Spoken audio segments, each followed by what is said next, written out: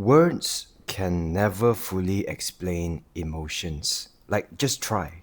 Just try to explain with words what love feels like. I mean, you can try. You can try to explain. Oh, I feel butterflies in my stomach.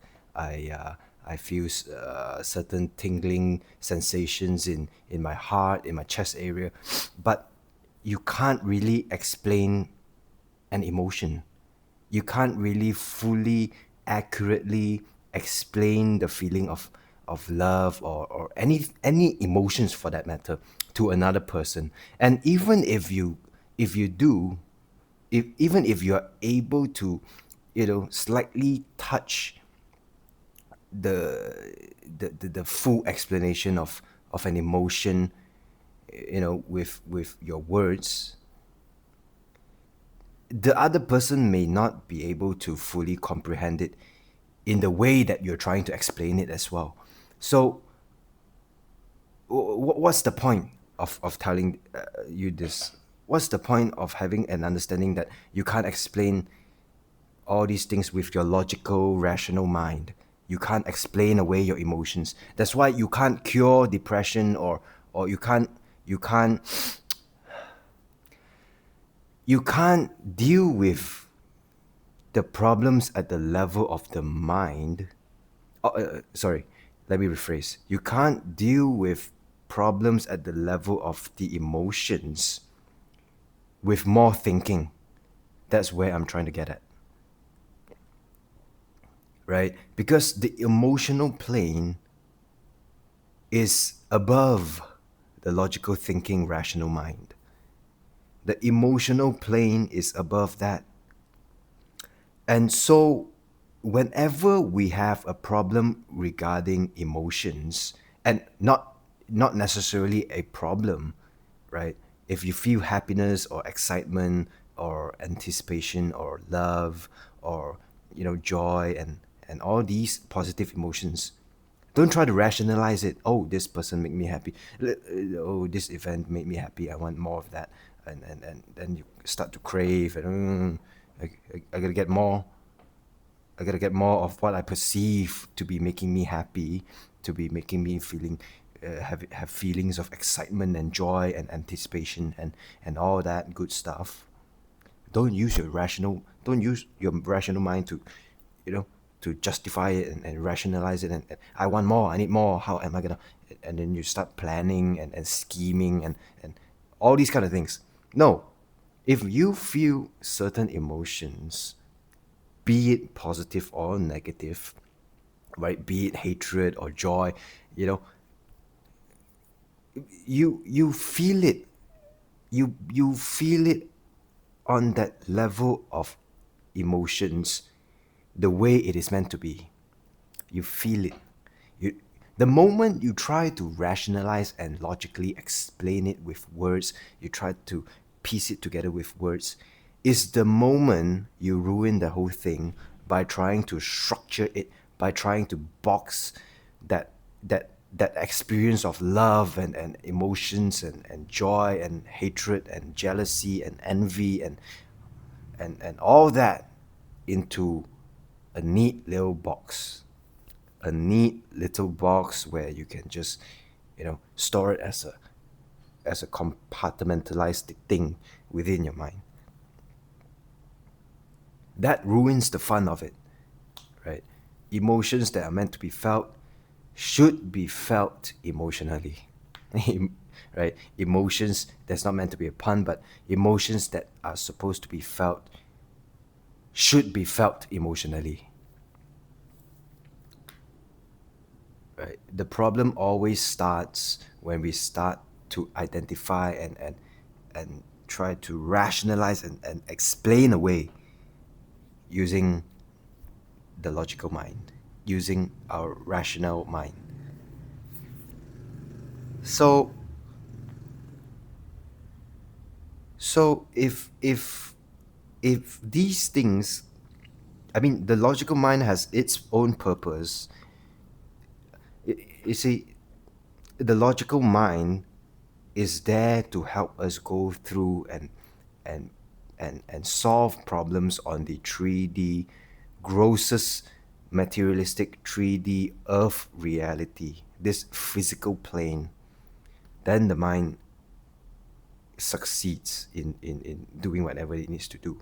It thrives on this no, it thrives on this 3D materialistic plane, right? You need to buy a plane ticket. You need to do some mental calculations. You need to do some chores. You need to solve some problems at work. You need to plan your trip.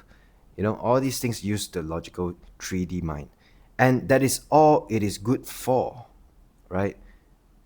We should we should always try to remember and remind ourselves to limit the mind's usage to deal with all this 3D earth plane reality, this gross level of reality. The body, how you gonna, you know, how you gonna do these day-to-day things. But when an emotions comes in, which is not you as well, right?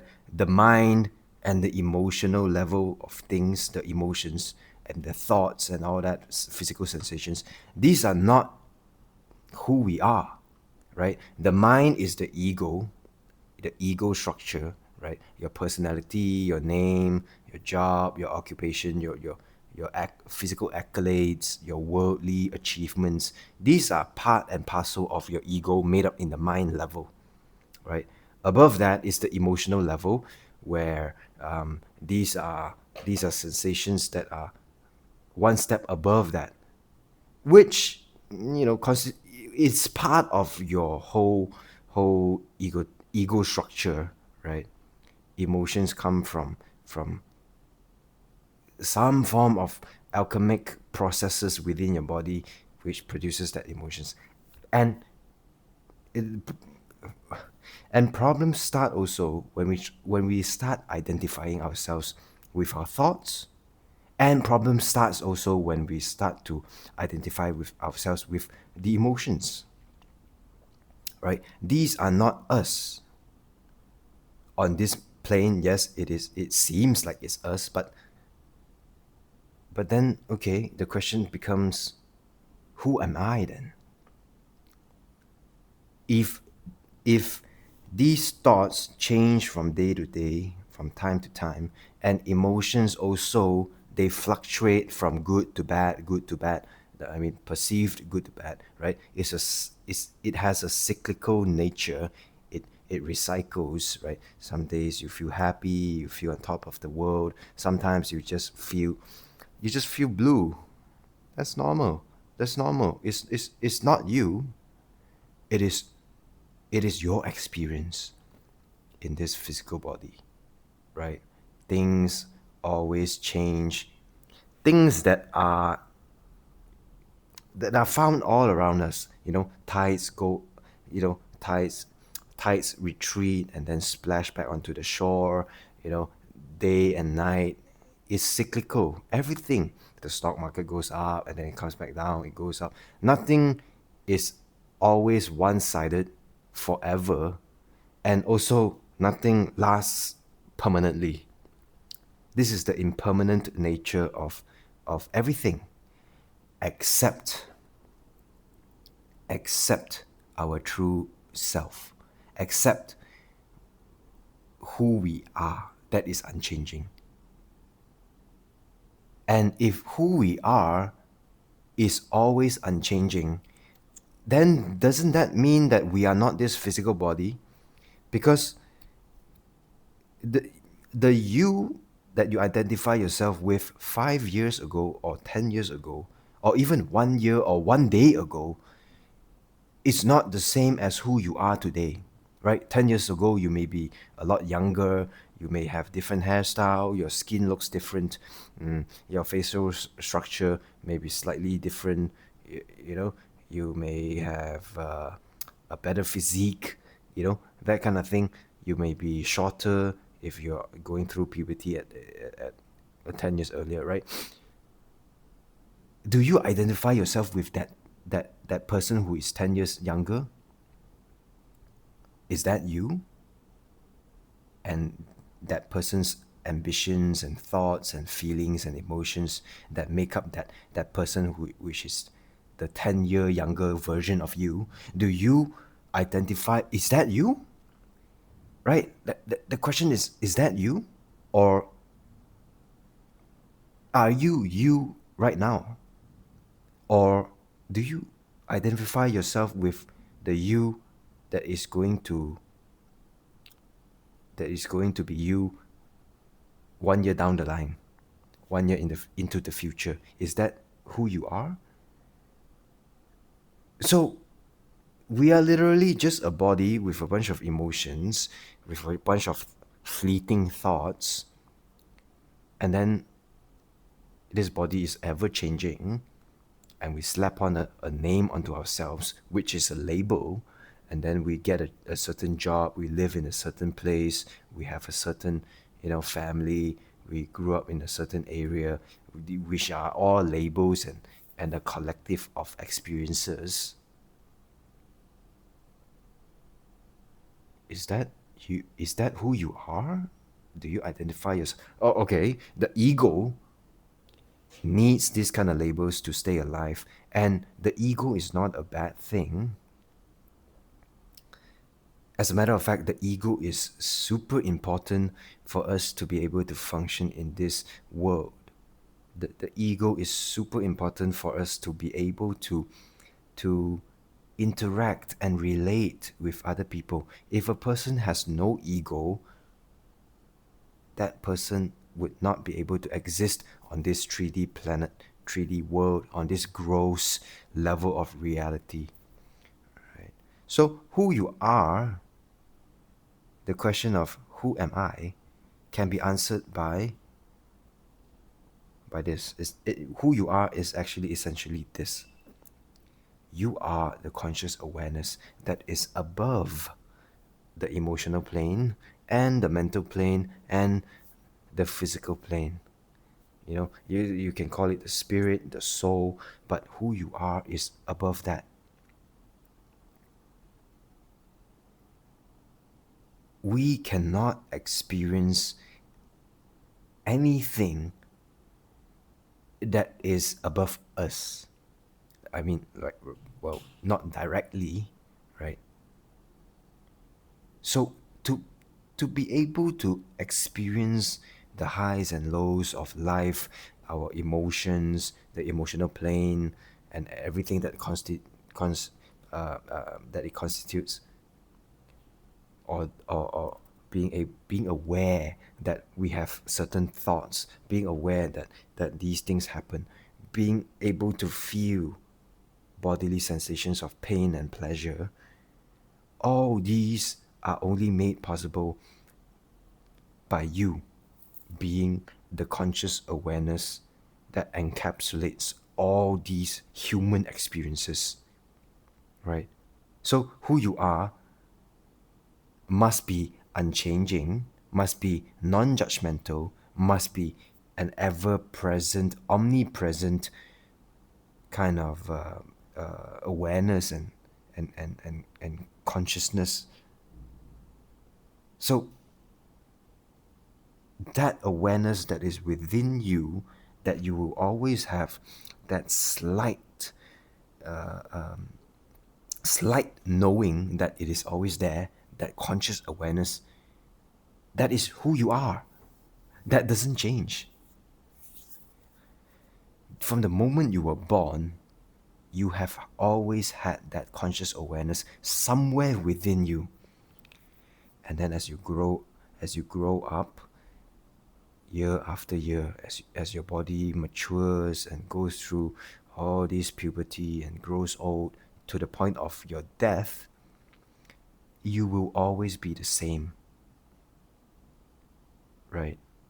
You have it right now. Just calm your mind down, calm that thinking mind, calm those emotions, get grounded, center yourself a little bit. Breathe in. That's who you are. That conscious awareness, whether you perceive it as it is within you or outside of you, this conscious awareness has always been there ever since you were young and up until who you are right now.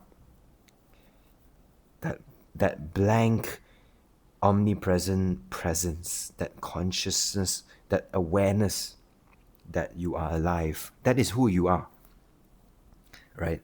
So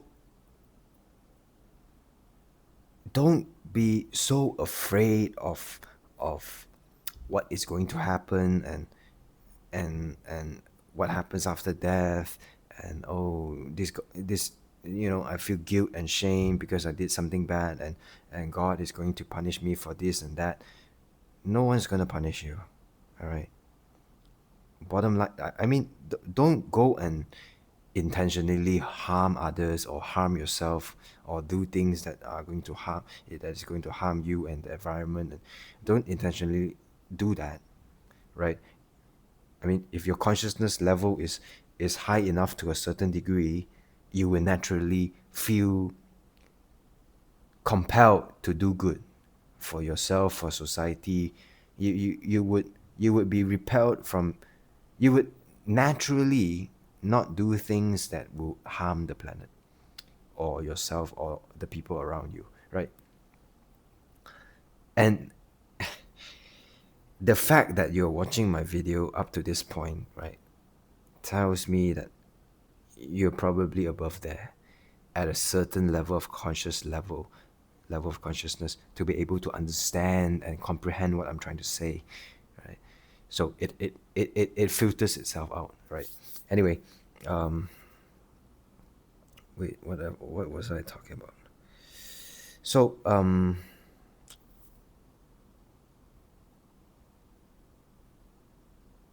okay, yeah. So basically, we are the conscious awareness, and so don't feel so bad and guilty for and shame and fearful of, you know all these things.